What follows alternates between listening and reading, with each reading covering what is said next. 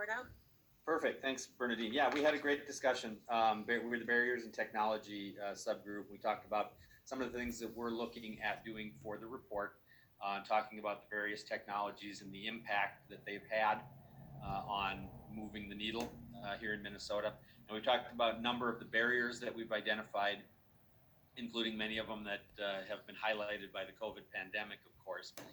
But we had a lot of great suggestions from the group of other things to look at in terms of leadership in broadband and how that may influence success or lack of success in moving the needle. We talked about our climate, of course, which provides a short construction season. Availability of materials, which is providing some problems for us, and the challenge, the process of challenging grant applications. So we had a great discussion. Thanks for that, Mark. Diane, help me out. Who's the chair of the Minnesota Model Subgroup? I don't know. That would be me, Bernadette. This is Brian. Thanks, Brian. Let's hear from you. Thanks. You bet.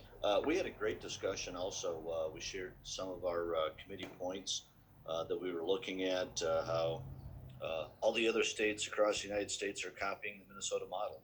And one of the things that we find out is that everybody else is throwing a lot more dollars and resources at it to make it happen. So it really comes down to funding. I think the other discussion that we had, I think was extremely helpful, was to talk a little bit about, changing the model. That we change speeds, we change the program, and we want to make sure that the resources are covered to the areas that don't have service right now.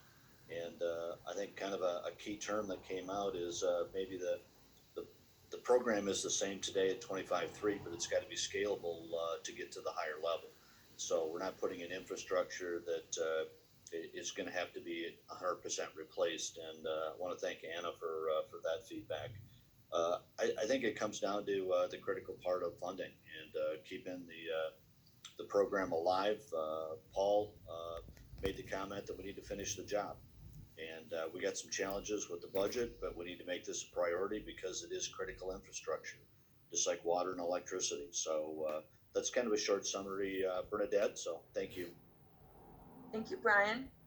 And I'm the chair of the Economic Development and Digital Inclusion Subcommittee, but you guys have heard so much from me. I'm going to invite my co-committee member, Micah Myers, to report out from our subgroup. Micah?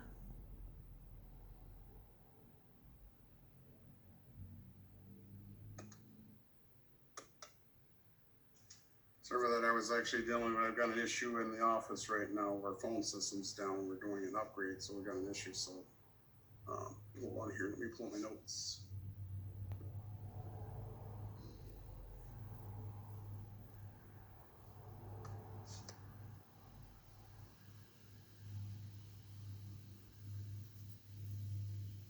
As we were talking in our last session of the breakout, some of the things we're working on in our group is looking at one, the recommendation to make the funding source for the grant part of the base budget and ongoing.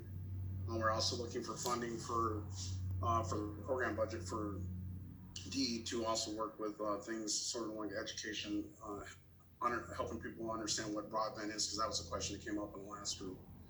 And that is key in the education component and looking at the take rates.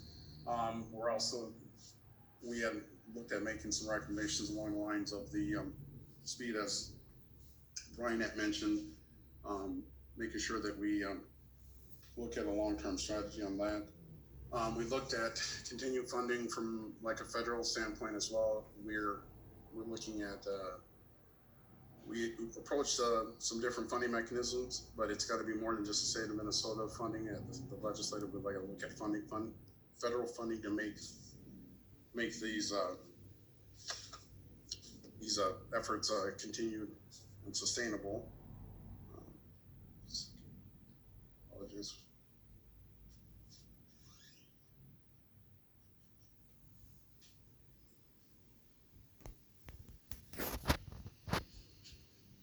If you want to add anything more to that, I'm trying to do two things here. Oh, sorry, Micah. Okay, good. I wasn't sure if you were looking at some final gem there you were going to pull out for us. All right.